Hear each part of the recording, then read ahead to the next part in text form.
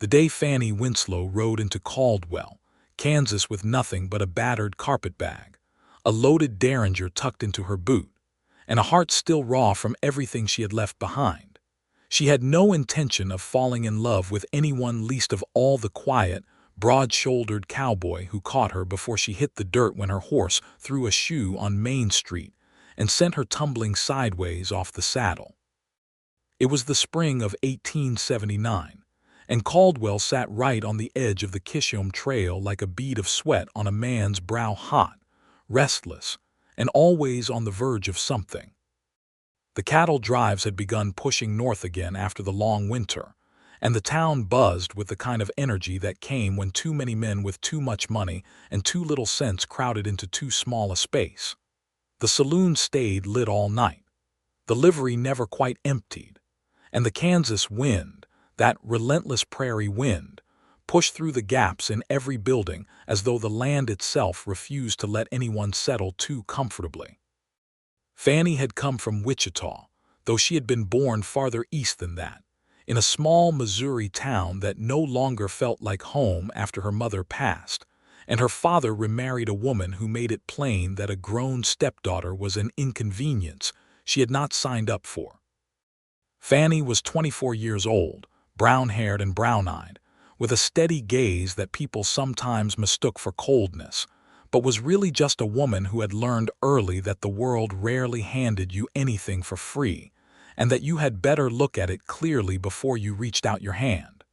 She had secured a position through correspondence, a letter to a Mrs.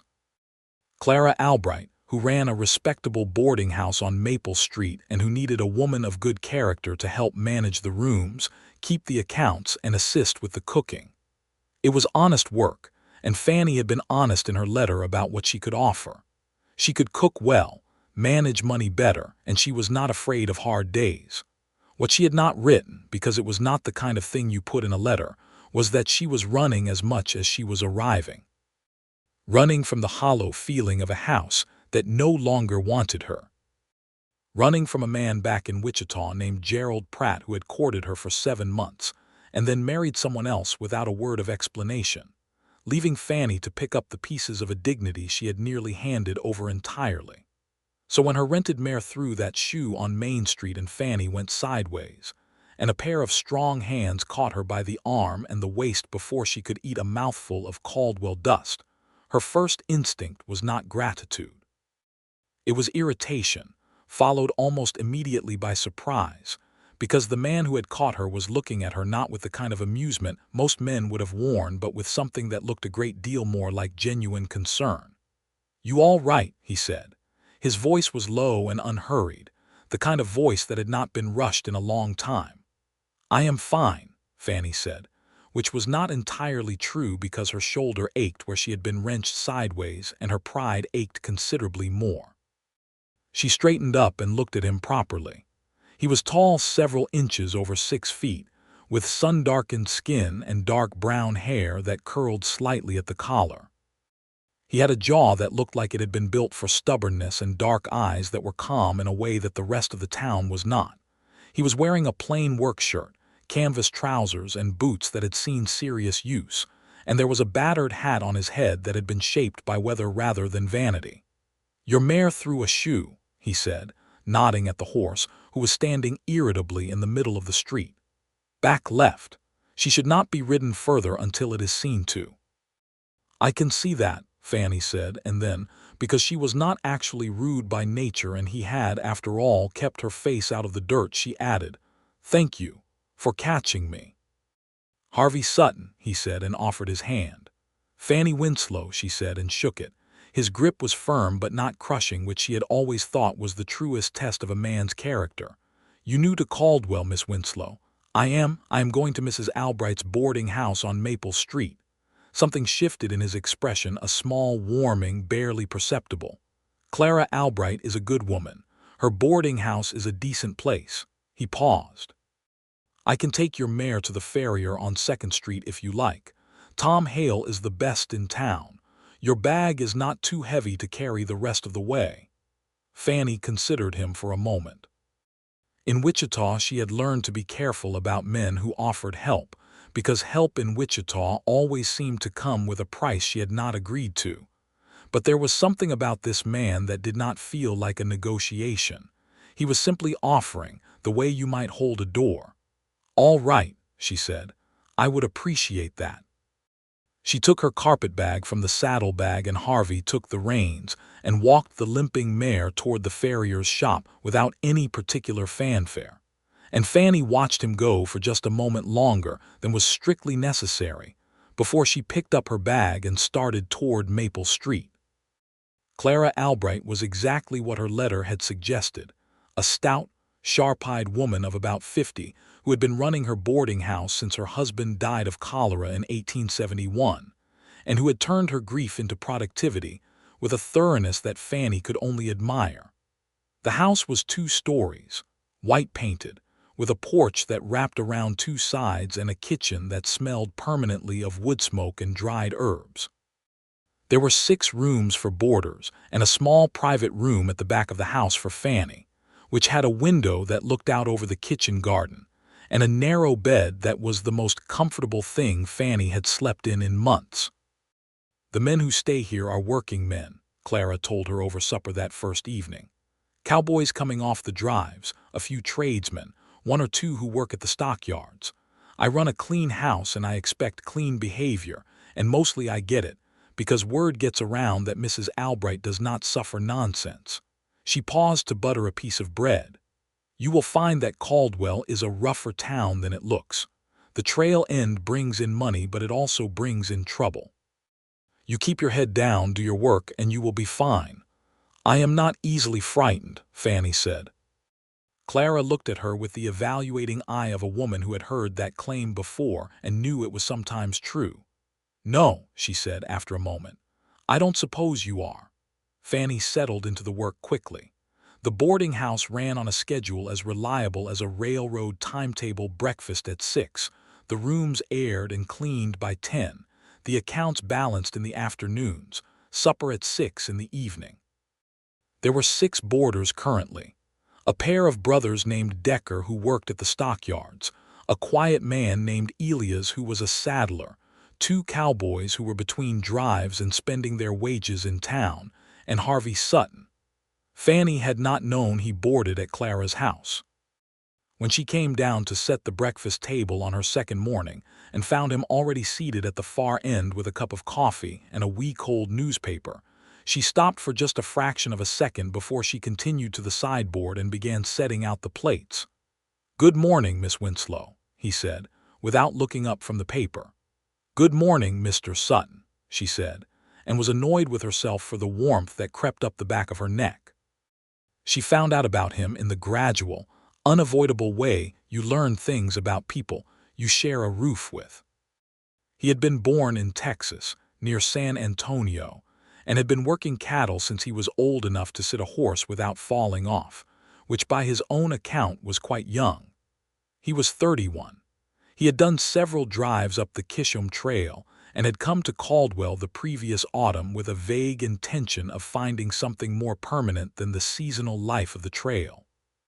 He had been doing odd jobs around the stockyards and had recently been hired on at a ranch about 5 miles outside of town, a small spread called the Double Creek Ranch, owned by a man named Amos Pickard, who was getting on in years and needed a capable hand who could manage the place with increasing independence.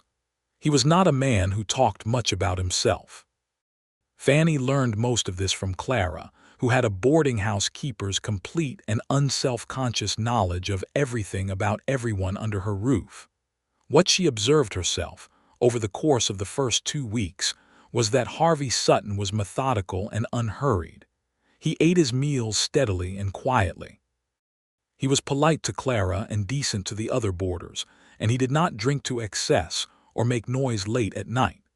He brought small things to the table, once a handful of early wildflowers from the prairie that he set in a jar on the sideboard without comment, once a sack of dried peaches from the general store that he left in the kitchen because, he said, Clara had mentioned she wanted to make a cobbler. He watched Fannie the way a careful man watches something he is not yet sure about, which was to say not obviously but not entirely without intention. She told herself she did not notice.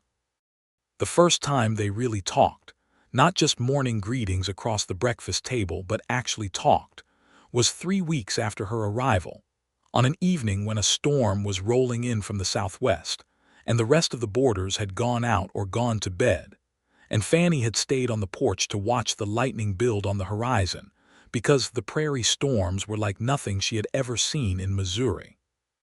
They were enormous and slow and theatrical, towering columns of cloud lit from within, and she had been watching them long enough to forget herself when Harvey came out and leaned against the porch railing beside her.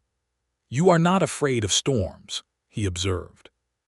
"They are beautiful," she said. "Back east, storms feel like they are happening to you. Out here they feel like something the land is doing for itself and you are just watching." He was quiet for a moment. "I never thought about it that way, but that is right." The lightning flickered, illuminating the vast flat line of the horizon. Fannie could smell the rain coming, that particular sharp green smell that preceded a prairie storm. "What brought you to Caldwell?" he asked, and it was a direct question, but it was not a prying one. There was a difference, and she felt it. She told him the honest version, which was not something she had planned to do. She told him about her mother dying, and her father's second marriage, and the boarding house position in Wichita she had taken first, and then she told him about Gerald Pratt, without using his name, just saying that there had been a man she had expected something from and who had not delivered, and that she had decided to put some distance between herself and that particular disappointment. Harvey listened without interrupting, which was rarer than it should have been. "I am sorry," he said when she finished. "That is a lot of loss in a short time." "People have worse," she said. "They do," he agreed. "That doesn't make yours smaller." She looked at him then properly in the storm-lit dark. "What about you?" she said. "What are you looking for in Caldwell?" He turned the question over for a moment, the way he seemed to turn most things over before answering. "Something that holds still," he said finally. "I have been moving my whole life. Down to Texas for the winter, up the trail in the spring, back down again. I want something that is mine. The land, the work, a life that has a shape to it." "The ranch," she said. "It is a start." He paused.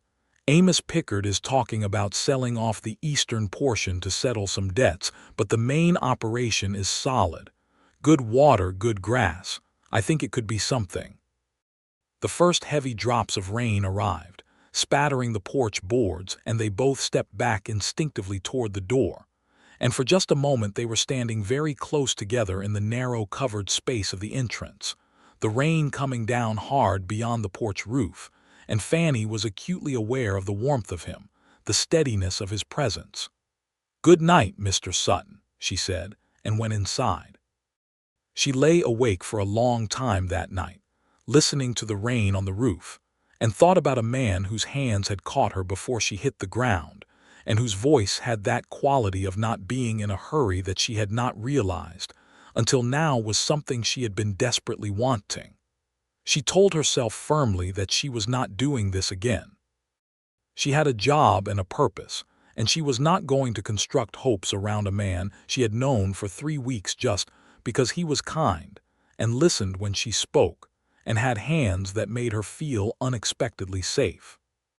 She told herself that, and she almost believed it, right up until the moment she fell asleep and dreamed about the lightning on the horizon, and a voice that said something that holds still as though it were the most natural thing in the world to want.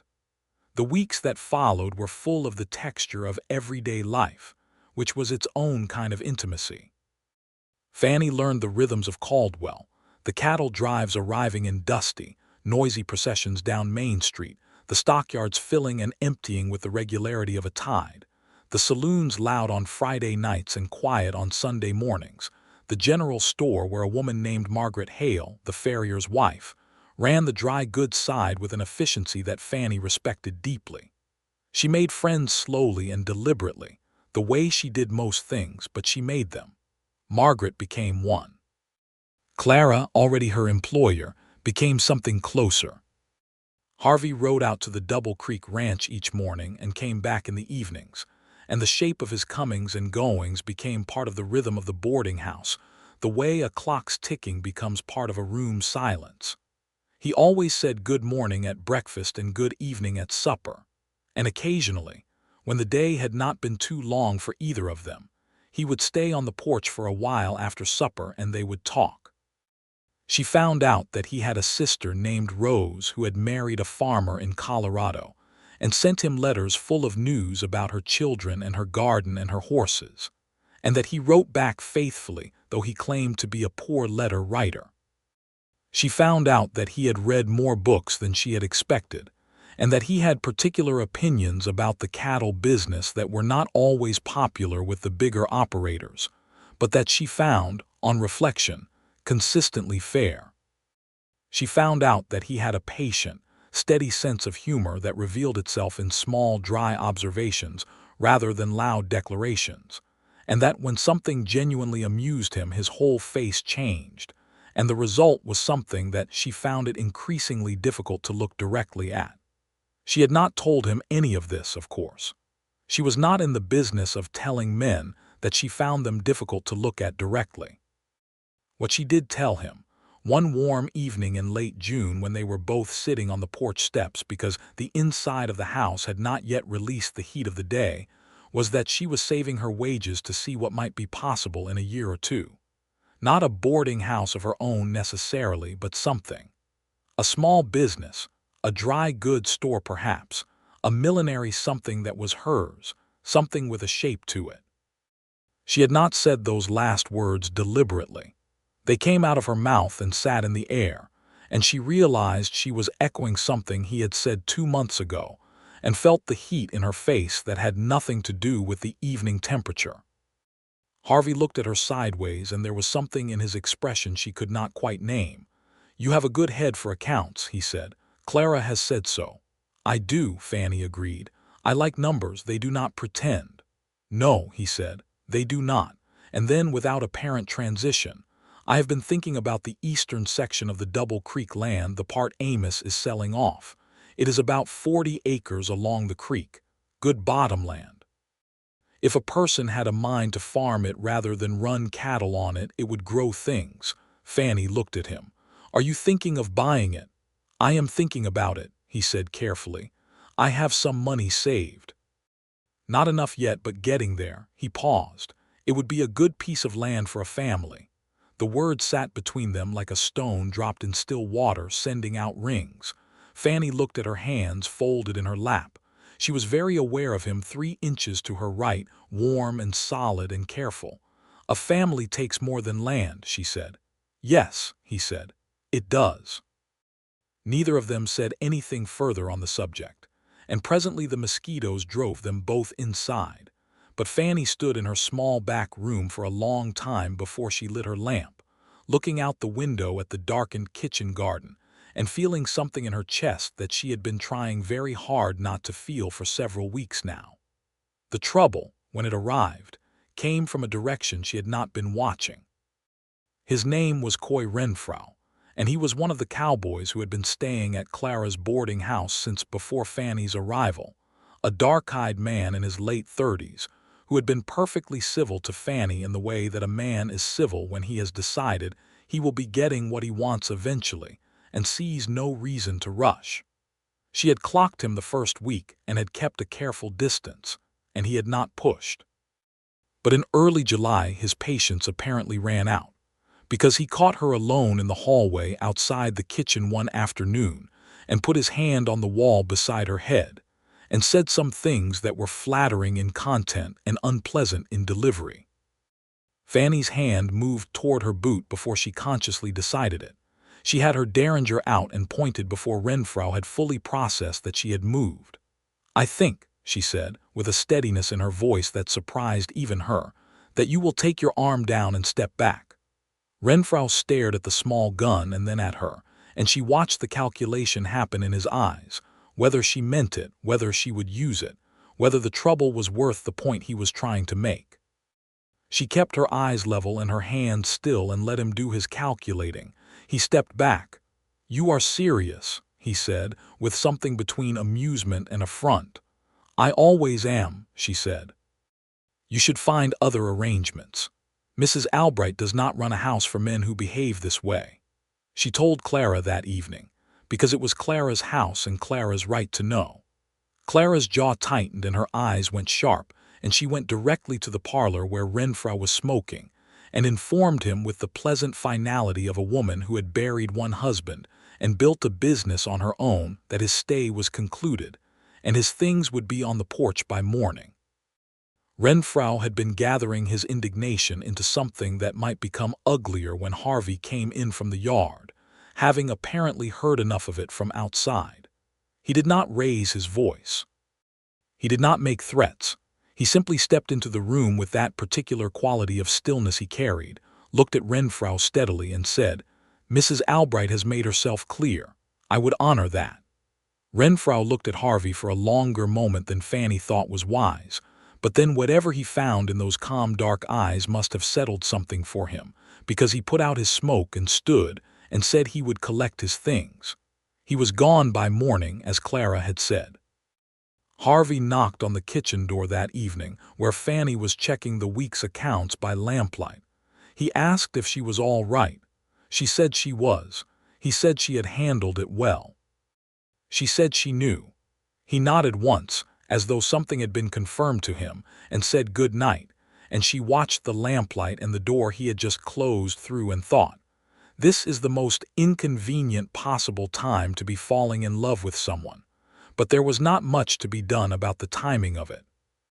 What happened in the middle of July was that Amos Pickard came into Clara's parlor one Sunday afternoon to talk to Harvey about the ranch, and Fannie was clearing the tea things, and therefore present when Amos said, with the directness of a man too old and too tired to approach things sideways, that he was going to sell the whole place, not just the eastern section, and that he wanted Harvey to have the first chance at it because Harvey was the best hand he had employed in 30 years, and the Double Creek deserved someone who understood it. The price he named was fair, but it was more than Harvey had saved, and there was a long silence in the parlor that Fannie could feel from the hallway where she had stopped moving without quite intending to. "I would need a bank loan," Harvey said. "I'm not sure the bank will extend it." "James Whitfield at the Kansas Merchants Bank is a reasonable man," Amos said. "He knows me. I can put in a word." "I would appreciate that," Harvey said. And then, quietly, "This is what I came here for, Amos." "I know it is," Amos said. "That is why I am offering it to you first." Fannie moved on down the hallway with the tea things and went into the kitchen and stood at the sink for a long time, looking out the window at the heat-bleached prairie beyond the garden, and felt something uncurl in her chest, some slow, warm knowledge of a thing becoming possible, and was frightened of it and hopeful of it in equal measure. The bank meeting was at the end of the week. Fannie knew because Harvey mentioned it at breakfast with the careful understatement of a man who did not want to let himself want something too openly before he knew if he could have it. She spent the day of the bank meeting doing the accounts with unusual concentration, running the numbers 3 times each, telling herself she was not waiting. He came back in the late afternoon, and she knew from the way he came up the porch steps not quickly, but with that particular set to his shoulders that she had learned meant he had made a decision and was at peace with it, that it had gone well. "The bank approved it," he said, when she came out of the front room and found him in the hallway. "I am glad," she said. He looked at her with an expression she could not entirely decode, open and careful at the same time, and she thought he was going to say something more. But Clara called from the kitchen that supper was nearly ready, and the moment passed. And they went to supper with the rest of the household, and the news was celebrated with considerable enthusiasm by Clara, and with genuine warmth by the Decker brothers, and with the quieter satisfaction of people who had been hoping for something without quite saying so by Fannie and Harvey themselves. He moved to the ranch at the end of July, which was the practical and necessary thing to do, and Fannie found that the boarding house was the same as it had always been except that it was not. The morning coffee was the same, and the accounts were the same, and Clara was the same, and none of that stopped the quiet, persistent awareness that something was missing from the table at breakfast. He came back to town on Saturdays, to the general store and the farrier, and sometimes the bank, and he always came by Clara's for supper on Saturday evenings, because Clara invited him and he accepted. Fanny set his place at the table and told herself that was all this was, and did not look at him too long over the bread and the beans. In August he asked her if she would like to see the ranch. He said it on a Saturday evening as she was walking with him to the hitching post on Maple Street where his horse was tied, which she was doing because Clara had sent her to check that the gate latch on the garden fence had not come loose in the afternoon wind, which was a task that had not been mentioned before, and that Fanny privately suspected Clara had invented for exactly this occasion. "I would like to show you what I am building," he said, "if you have an interest. Next Saturday, if the weather holds, you could ride out. Clara would be welcome too if you prefer not to come alone." He was offering her the out before she needed it. She liked that about him. She had been liking that about him for some time now. "Clara has never been a woman who needs to be brought along for the sake of appearances," Fanny said. "I will come on my own, thank you." He smiled at that, the full smile, not the small, dry one, the one that changed his face, and she looked at him as directly as she could manage and thought, quietly and privately, and with the simplicity of something that had been true for a while. "I love this man. I do not know what to do about it yet, but I love him." The following Saturday was clear and cool, one of those August mornings on the Kansas prairie that feels like a gift from the land in apology for all the brutal July heat. And Fanny rode one of Clara's horses out the 5 miles of rutted track to the Double Creek Ranch, and found it to be exactly what Harvey had said it was, a solid piece of land with a good creek running through the bottomland, a house that needed work but had good bones, a barn that was in better shape than the house, and pastures running out to a distant tree line that in the morning light were green and golden and very quiet. Harvey met her at the gate and showed her around with the same unhurried thoroughness he brought to everything. He showed her the creek where the cottonwood trees grew thick and cool, and the kitchen garden he had started, a little late in the season, but producing beans and squash and a row of sunflowers that he said had come up on their own from last year's seeds, and that he had let stay because, he said, with the small dry amusement that she loved, there was no good argument against a sunflower. He showed her the room in the house where he had been sleeping on a bedroll, because the bed frame had not arrived from the furniture maker in Wichita yet, and the front room where a stone fireplace dominated one wall and the afternoon light would come through the western window if you left the shutter open, and the porch that faced east toward the creek where the mornings would be cool. He was telling her about the porch. He wanted to extend it, maybe add a swing, when he stopped in the middle of a sentence and looked at her with that open, careful expression. "Fanny," he said, just her name without the miss. It was the first time. "Yes," she said. Her heart was making itself known. "I am not a man who is good at saying things sideways," he said. "I have been trying to find the right time and the right way, and I have come to the conclusion that there is not one. You just have to say the thing." "All right," she said very carefully. "I would like to court you properly," he said, "if you are willing. I would like to take you to supper at the hotel dining room in town, and I would like to call on you at Clara's on evenings when I come in, and I would like to take you to the church social when they hold it in September. And I would like you to know that I am asking because I think you are the finest woman I have ever met, and because when I think about this porch in the mornings I keep thinking about it with you on it." He paused. "That is probably more than I intended to say." Fanny stood on his unfinished porch in the cool August morning with the creek shining through the cottonwood trees and looked at Harvey Sutton, who had caught her before she hit the ground, and listened when she talked and held his hand still when it mattered, and felt everything in her that had been braced for a long time slowly release. "I think," she said, "that you said exactly the right amount." He was very still. "Is that a yes?" "That is absolutely a yes," she said. The courtship was the kind that Clara Albright watched from her kitchen window with the quiet satisfaction of a woman who had seen it coming for 3 months and whose particular pleasure it was to have been right. It was proper and deliberate and full of the ordinary details that make up the interior of a real and developing love supper at the hotel dining room in Caldwell on the first Friday evening, where Harvey wore his good shirt and Fannie wore the blue dress she had brought from Wichita, and they talked for 2 hours, and the waiter had to come and ask twice if they were wanting dessert before either of them noticed. The church social in September, which was held on the grounds of the white-painted Methodist church east of town, with tables covered in oilcloth and the smell of apple cider and wood smoke, and the fiddle player from the cattle drovers' camp, who had been persuaded to play for dancing, and Harvey's hands on her waist when they danced, warm and sure, and the way he looked at her when the song ended as though he was memorizing something. Autumn came across the prairie in a blaze of color that surprised Fannie every time she looked up from whatever she was doing. The cottonwoods along the creek went gold. The grass went amber.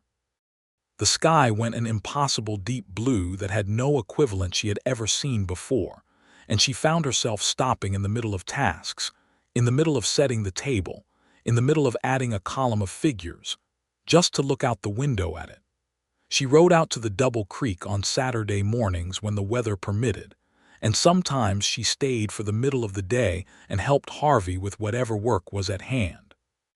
She was not a woman who had grown up around farming and ranching, but she was practical and willing, and there was something deeply satisfying about the work of the land, the concrete evidence of effort, the woodpile growing, the house becoming more habitable as Harvey finished one thing after another with the methodical persistence that was simply his nature. The bed frame arrived from Wichita. The front room got a proper table and 2 chairs.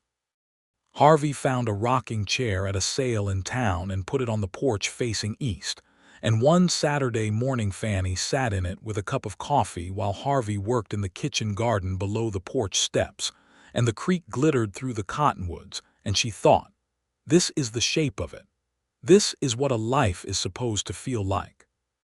He proposed to her on a Saturday in late October, with the first frost of the season on the ground, and the prairie silent and white, and the eastern sky just beginning to turn pink at the bottom edge. He had done it without ceremony and without planning, standing in the kitchen of the ranch house after they had spent the morning fixing the fence on the south pasture together and were warming their hands on cups of coffee, and he said it directly and plainly because that was how he did things. Fannie, I would like you to marry me. I love you and I want to build this life with you, and I cannot think of anything I want more clearly than that. She set her coffee cup down on the table. I love you too, she said. I have for a while. I know, he said with a small dry smile. I was trying not to rush you. She laughed, and the laugh came out of her all the way, warm and genuine, the kind of laugh she had not produced in a long time. You can stop that now, she said. I can, he agreed, and he was across the kitchen in 2 steps, and she was in his arms and his face was against her hair, and she could feel the steadiness of him, that particular quality of a man who has found what he was looking for and is not going to let it go, and she pressed her hands flat against his chest and felt his heart beating fast for the first time and thought, there you are.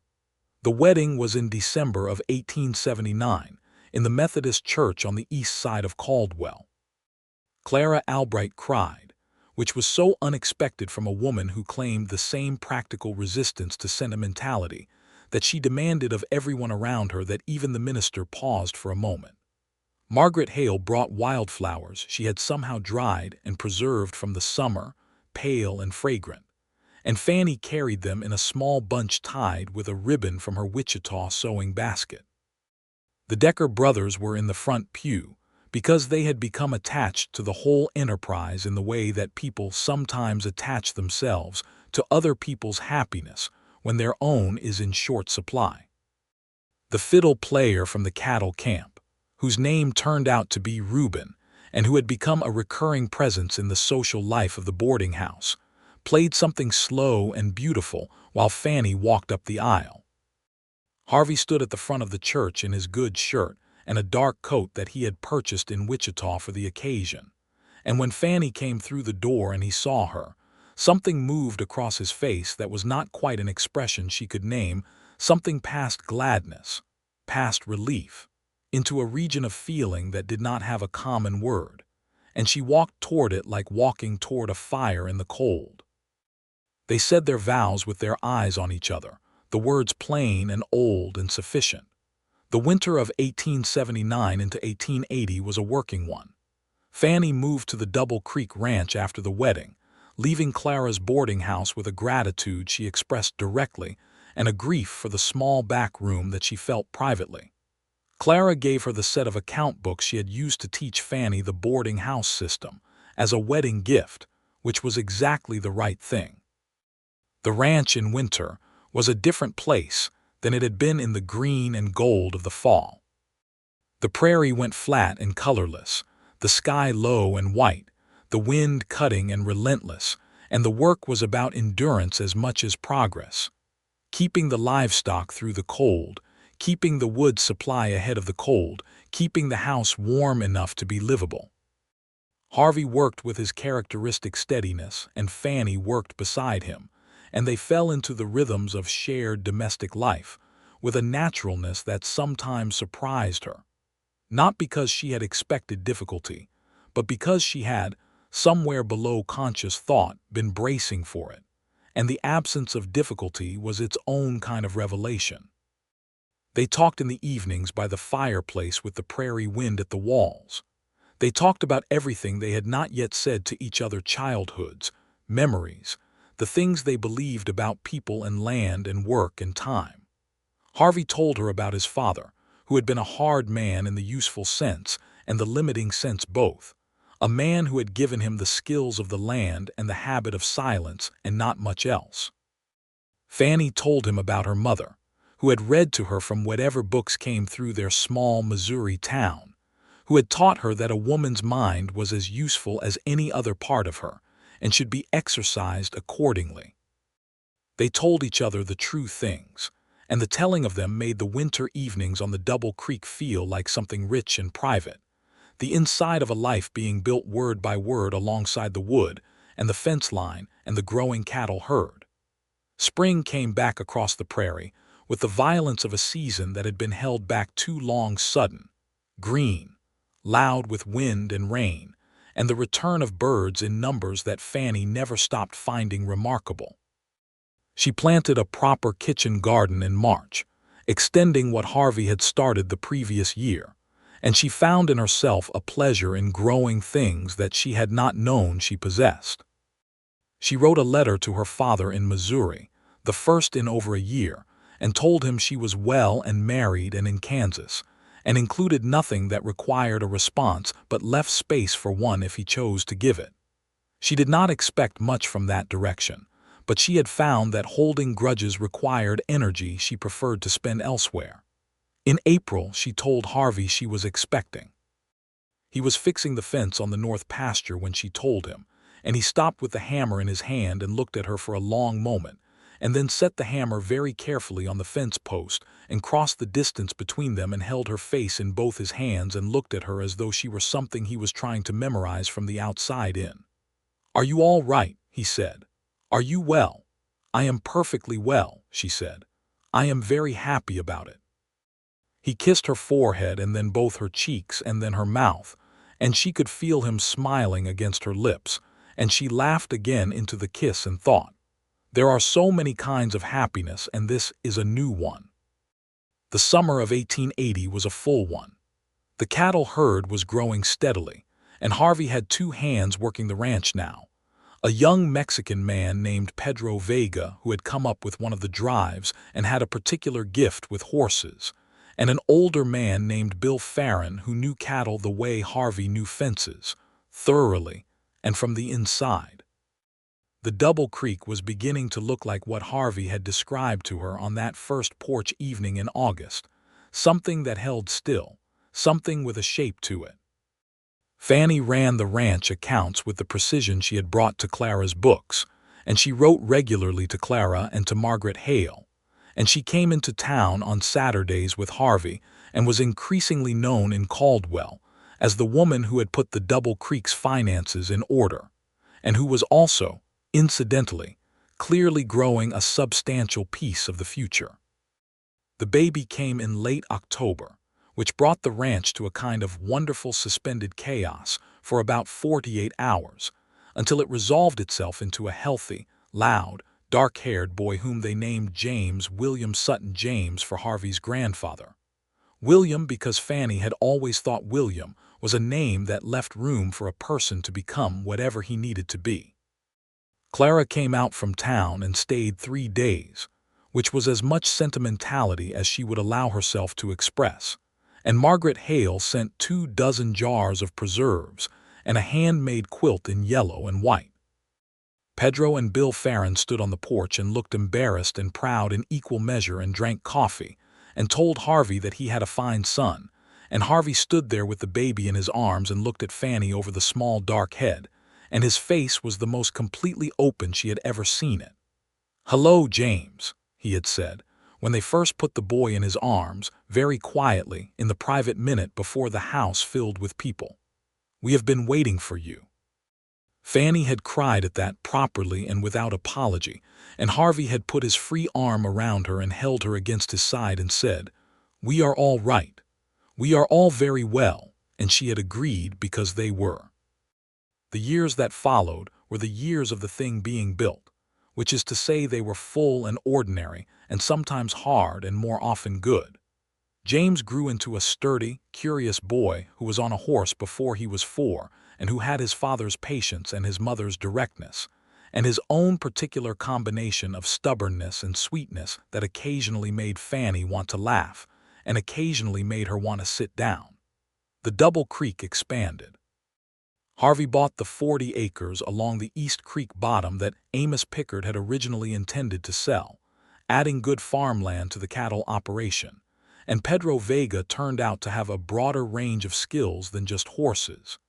He had a gift for growing things, and he and Fannie collaborated on the expansion of the kitchen garden into something more substantial, a proper kitchen garden with a kitchen garden's true ambitions. Caldwell grew with the decade, as the cattle business continued to make the Kishom Trail the artery of the cattle trade. The stockyards expanded. New buildings went up on the streets Harvey had known as raw lumber and ambition. The boarding house on Maple Street continued under Clara's capable management, and Fannie kept the social threads of the town carefully maintained. She was on the committee for the church. She helped organize the school fundraiser that resulted in a new roof on the schoolhouse, and she was the person other women came to when they needed a set of accounts looked at or a letter written with the right kind of authority. She wrote to her father twice a year, and after 2 years of silence he began to write back, stiffly at first and then with increasing warmth as the letters accumulated, and he appeared to discover, late and imperfectly, some version of the father he should have been earlier. She did not require too much of it. She had what she had, and she was not in the habit of mourning things that could not be changed when the present was this full. In the fall of 1882, when James was nearly 2, and Fannie was beginning to suspect she was expecting again, a thing happened that shook the ordinary fabric of their life and clarified it in the way that sudden difficulty sometimes does. A man came to the ranch, not Renfrew, who had left Caldwell 3 years earlier and had not come back, but a land speculator named Cornelius Vance, who had come down from Topeka with a portfolio of investors and a particular interest in the creek bottomland of the Double Creek Ranch, which sat exactly where he wanted to run a rail spur for a proposed cattle loading facility. He was not the first speculator to come through Caldwell, but he was the most persistent, and when Harvey declined his first offer without deliberation and his second offer with polite finality, Vance began applying different kinds of pressure, first through the bank, where he had connections, attempting to find leverage in Harvey's loan, and then through a legal claim he had apparently commissioned from a land attorney in Topeka that questioned the title to the eastern 40 acres Harvey had purchased from Amos Pickard. The legal claim was weak. Fannie read it herself twice with the careful attention she brought to numbers, and it had the quality of a thing that had been constructed to create trouble rather than because there was actual trouble. But it was expensive to answer, and it created an anxiety that stretched across 2 months of the fall. Harvey was quieter than usual during those weeks, carrying the weight of it in the particular silence of a man who will not show worry to the people he is trying to protect, which was precisely the thing about him that made Fannie most determined to make him stop doing it. "I can see it," she told him one evening, sitting across from him at the kitchen table with the legal papers spread out between the supper dishes. "You do not have to carry this alone. Let me help you think through it." He looked at her steadily and then nodded, which was how he accepted help without elaboration. They went through the documents together. Fannie had a facility for legal language that she had not known she possessed until she needed it, which was one of the things she appreciated about necessity. The flaw in Vance's title claim was in the original survey description, which referred to a creek course that had been recorded in 1874, before the Eastern Channel had shifted in the floods of 1876. The 1876 shift was documented in the county records, which she knew because she had been through the county records as part of the original purchase accounting, and the shift had the effect of making the 1874 survey description inapplicable to the current parcel. She laid this out for Harvey and for Amos Pickard, who came in from his new smaller place outside of town, and confirmed the timeline of the flood with the authority of a man who had been standing on that creek bank when it happened, and together the three of them presented it to the county recorder and to the attorney in Caldwell who Harvey retained for the response. Cornelius Vance withdrew his claim in December and did not come back. The land speculator's attention was a finite thing, and there were other parcels in other counties that presented less organized resistance. The bank loan remained sound. The Double Creek remained whole. On the evening that Harvey came home from the county recorder's office with the confirmation that the title was clear, he came into the kitchen where Fannie was cooking and stood in the door for a moment before he came across the room and put his arms around her from behind, carefully, because she was carrying their second child and he had been careful with her since September. "Thank you," he said, against her hair. "We are a partnership," she said. "That is what it means." "I know," he said. "I am still going to say thank you." She put her hands over his. Outside, the winter prairie was silver and still, and inside the kitchen of the Double Creek Ranch there was warmth and light, and the smell of cornbread, and the sound of James talking to himself in the front room, and Fannie stood in the circle of Harvey's arms and felt the particular contentment of a life that is under your own feet, solid and yours. The second child was born in the late spring of 1883, another boy, which surprised both of them a little and delighted James enormously. They named him Thomas, for no particular reason except that they both felt the name suited him from the first hour, and he was different from James from the start in ways that were endlessly interesting, smaller built, quicker, with an expression of intense skepticism that he wore even as a newborn, and that Fannie recognized with a warm shock as her own. She had written to her father about the new baby, and he had written back within a week faster than he had ever responded. And the letter had contained, buried in the last paragraph, an acknowledgment that was the closest to an apology she had ever received from him. She had read it twice, folded it carefully, and put it in the small cedar box where she kept her important letters, and had felt something in her chest settle that had been slightly unsettled for a long time. Harvey read it when she showed it to him. He handed it back without comment, but he found her hand and held it for a moment, which was the only comment required. Clara Albright sold the boarding house on Maple Street in 1884 to a young couple from Indiana who had come west on the same impulse that brought everyone west, and she retired to a small house 2 streets over and became what she had always privately been, the person the neighborhood organized itself around.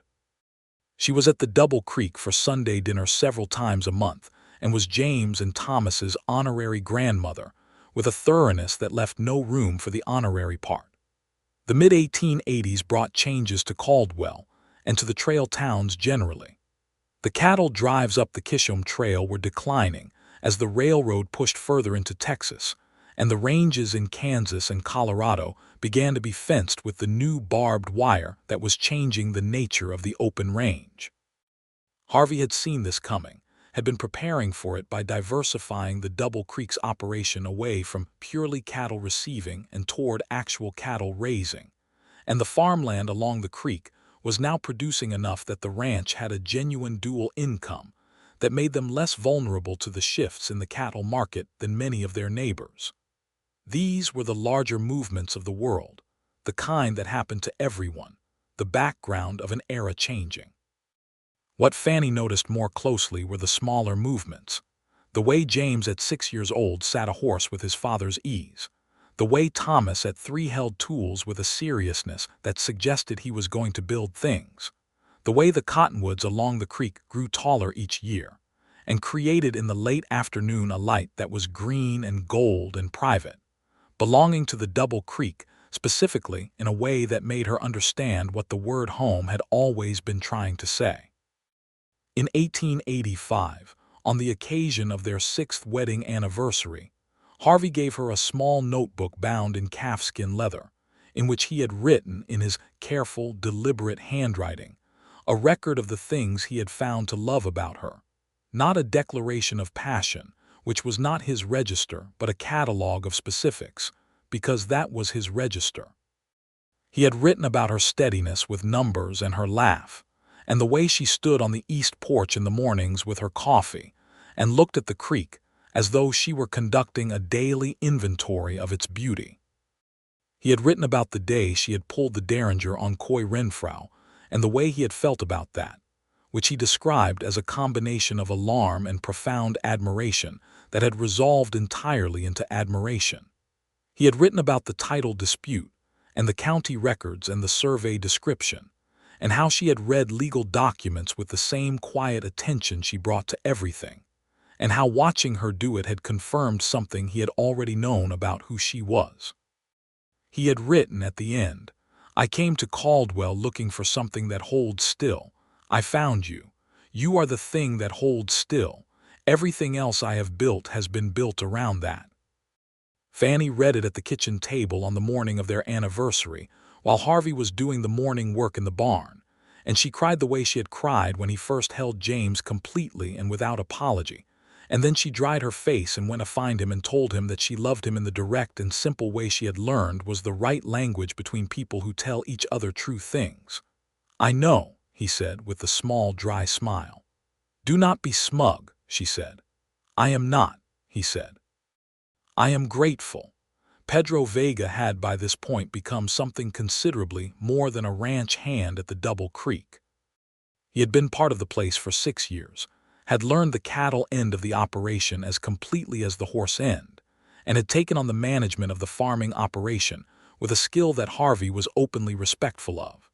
He had also, in the past year, been keeping regular company with a woman named Elena Garza, whose family had been in Kansas long before the Americans arrived, and who worked at the dry goods store in Caldwell. They were a serious match, and everyone who saw them together knew it. Fannie had come to know Elena through the store and through the natural intersection of 2 women who were both practical, independent-minded, and slightly impatient with the limitations the world put on those qualities. Elena was 22, sharp-eyed and warm-hearted, and she had what Fannie recognized as a genuine capability for happiness. Pedro was 26 and steady in the same way Harvey was steady, which made sense because he had been working alongside Harvey for 6 years and probably absorbed some of it. When Pedro came to Harvey in the spring of 1886, cap in hand in the old-fashioned way, to say that he and Elena wished to marry, and that he wanted to ask whether there was a possibility of a house on the Double Creek land and a permanent stake in the operation, Harvey had said yes to all of it without hesitation on the condition, which he expressed with the small, dry smile, that Pedro continued to be better at horses than Harvey was, which was not a difficult condition to meet. Elena and Pedro were married at the Methodist Church in June 1886, and Fannie and Harvey stood up for them, and it was one of the best days the Double Creek had seen, with the summer prairie in full voice, and the creek glittering, and a table of food that the women of Caldwell had contributed to with the collective enthusiasm of a community that understood that a wedding is a reason for everyone's best effort. At the party afterward, Fannie sat with Harvey on the east porch of the main house, listening to the music rising from the party in the yard below, and she leaned against his shoulder, and he put his arm around her, and they sat in the evening that was gold and warm and full of the sounds of people being genuinely happy. "We did this," she said. "All of this." "We did," he agreed. "In 7 years," she said. 7 years ago you caught me before I hit the dirt on Main Street." "You would have been fine," he said. "You always are."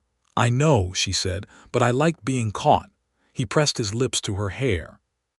Below them, James and Thomas were running through the grass with 3 other children from neighboring ranches, and Pedro was dancing with Alina in the circle of lamplight, and Clara Albright was telling a story to a group of women that was clearly reaching a conclusion they were all anticipating, and the Kansas stars were beginning to appear one by one above the cottonwoods along the creek. Fannie closed her eyes for just a moment and held all of it in her mind, the shape of it, the texture of it, the particular weight and warmth of Harvey's arm around her, and the smell of the prairie evening, and the sounds of a life that was hers and whole.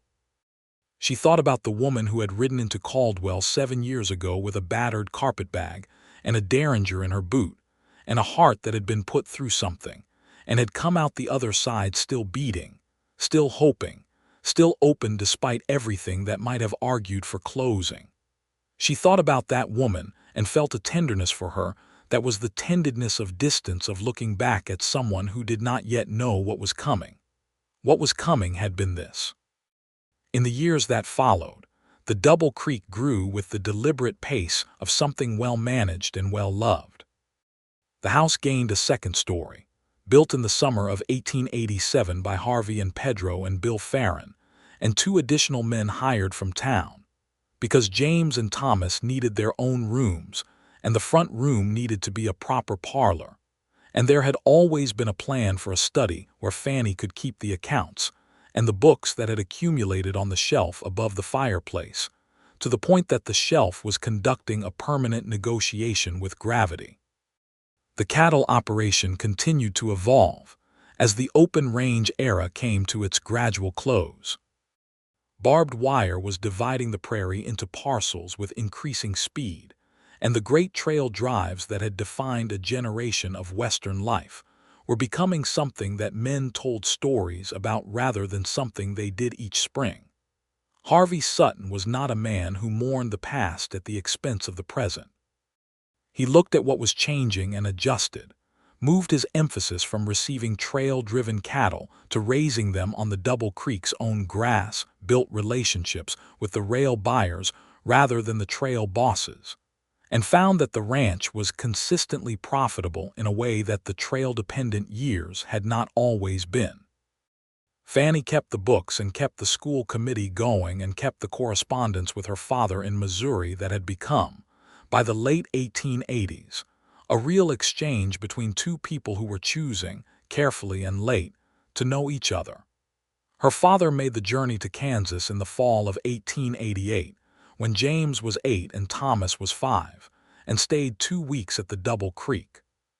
He was older and quieter than she remembered him, and he had an apology in his eyes that he had put in the letter, and that showed now in the way he watched his grandsons and watched his daughter's life with something that was past regret and trying to be gratitude.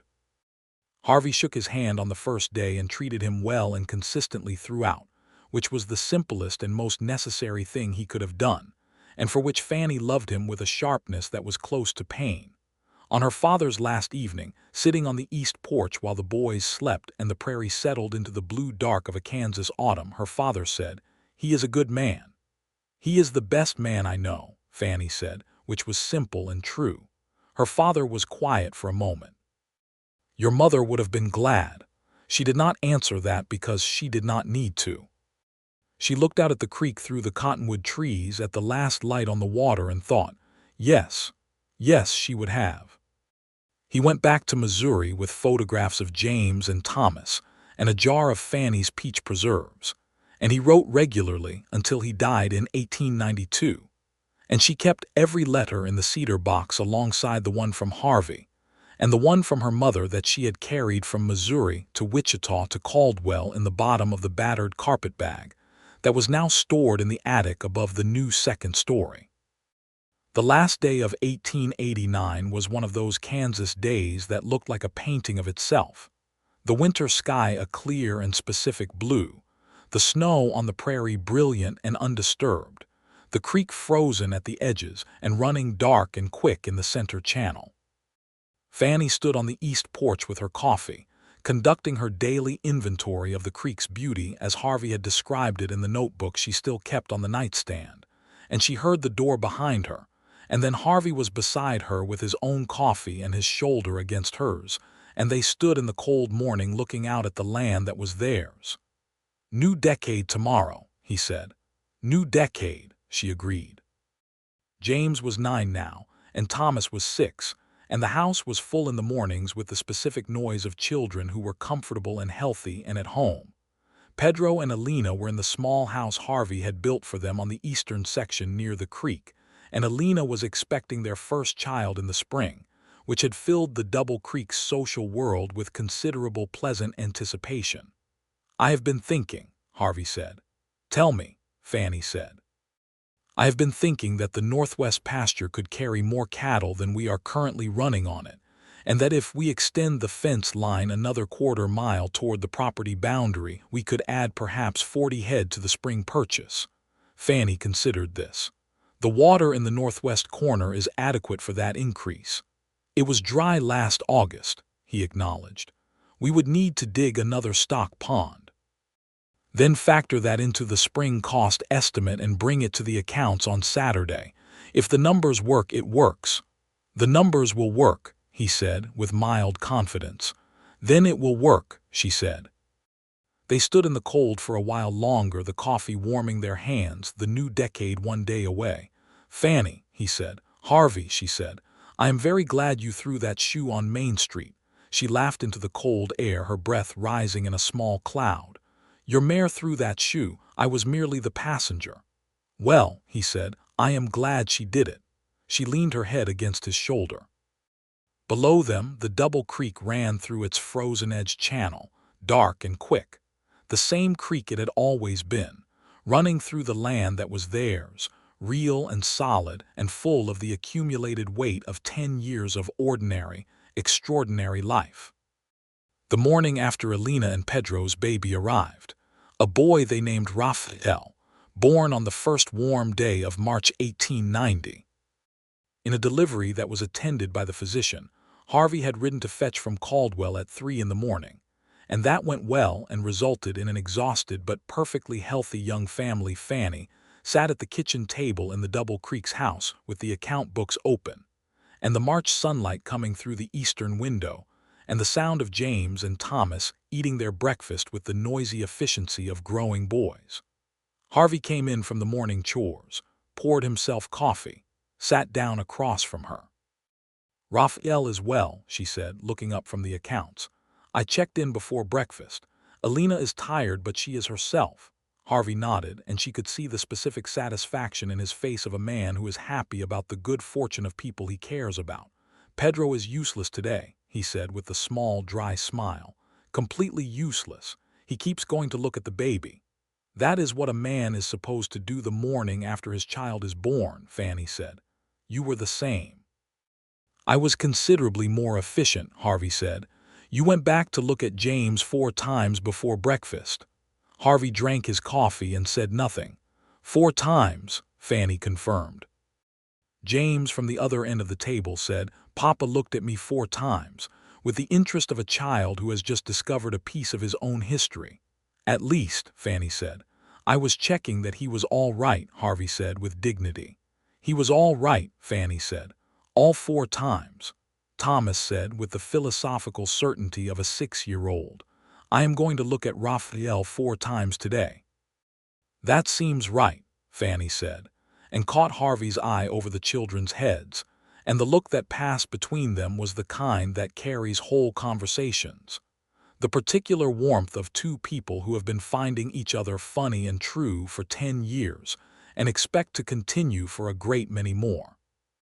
The spring of 1890 was beautiful in the way that prairie springs are when they decide to be, generous and green, and loud with birds and running water, and the particular relief of a land releasing winter. The cattle came through the winter well, and the Northwest pasture extension went ahead as planned, and the new stock pond was dug in April by Harvey and Pedro and the two hired men. And by May, the 40 additional head were on the Northwest grass, and the accounts reflected it in the comfortable black ink of a thing done correctly. Fannie had discovered, in the winter, that she was expecting again, and this time there was no hesitation in either of them, just the deep settled gladness of people who have made a life that is ready for more life. The baby was born in August 1890, a girl after two boys, which gave James and Thomas each approximately 1 day of combined offense at the disruption to their arrangements before they were as besotted as everyone else. They named her Clara Ann Sutton Clara for the woman who had taken Fannie in off the Kansas street with a battered carpetbag and a steady gaze and given her the beginning of this life, and Ann because it had been Harvey's mother's name, which he had never mentioned before and mentioned now quietly, and with a particular look that she understood and honored. Clara Albright came out from Caldwell when she heard about the name and sat in the front room of the Double Creek house with the baby in her arms and was, for the second time in Fannie's knowledge, undeniably crying, though she attributed it both times to something else entirely. "She has your eyes," Clara told Fannie after she had composed herself. "She has Harvey's nose," Fannie said. "Lucky girl," Clara said dryly, and looked up at Harvey, who was standing in the doorway with Thomas on his hip, and who had the expression of a man who has everything he was looking for and is acutely aware of it. By the fall of 1890, the Double Creek Ranch was what Harvey had said it would be on a porch in August 1879, something that held still, something with a shape to it. The house was full and real, the books balanced, the land producing, the family extending outward in both directions. James already talking with seriousness about what he would do with the ranch one day. Thomas already building things in miniature with the leftover wood from the Northwest fence project. Clara Ann already conducting, from the safety of her parents' arms, a thorough examination of the world she had arrived in. Pedro and Alina's son, Raphael, was learning to walk in the small house by the creek, and Alina and Fannie had become the kind of friends that women become when they have built their lives within sight of each other and have been honest about what those lives have cost and what they have given. Harvey Sutton was 42 years old in the fall of 1890, and he was sitting on the east porch on a Sunday afternoon in October with his wife beside him and his daughter asleep in the crook of his arm, and the sound of his sons playing below the porch steps. And the cottonwoods along the Double Creek were turning gold again the way they turned every year, and the sky was the deep blue of a Kansas autumn that no description had ever captured fully. Fannie was 35, and she had the specific stillness of a woman who is sitting in the middle of her own life and knows it, not looking back at it from a distance, not waiting for it to become what she wanted, but sitting inside it in the present tense, which is the only place that any of it actually is. She had come to Caldwell, Kansas in the spring of 1879, with a battered carpetbag and a derringer in her boot, and a heart that had been managed carefully for a long time to prevent it from wanting things too clearly. She had ridden a horse that threw a shoe on Main Street, and a man with steady hands and a voice that was not in a hurry had caught her before she hit the ground, and here she was. Here they were. "The cottonwoods are going," Harvey said. "Every year," she said. "Every year," he agreed. Clara Ann made a small sound in Harvey's arm without waking, and he adjusted the blanket around her with one careful hand. Fannie reached over and took his free hand in hers and turned her face to the last afternoon sun and closed her eyes, and the creek ran below them, dark and quick, the same creek it had always been, and the grass moved in the prairie wind, and the boys laughed at something below the porch, and the cottonwoods along the double creek burned gold against the Kansas sky, and the whole thing, the whole beautiful, ordinary, specific weight of it was hers. It was theirs. It held still.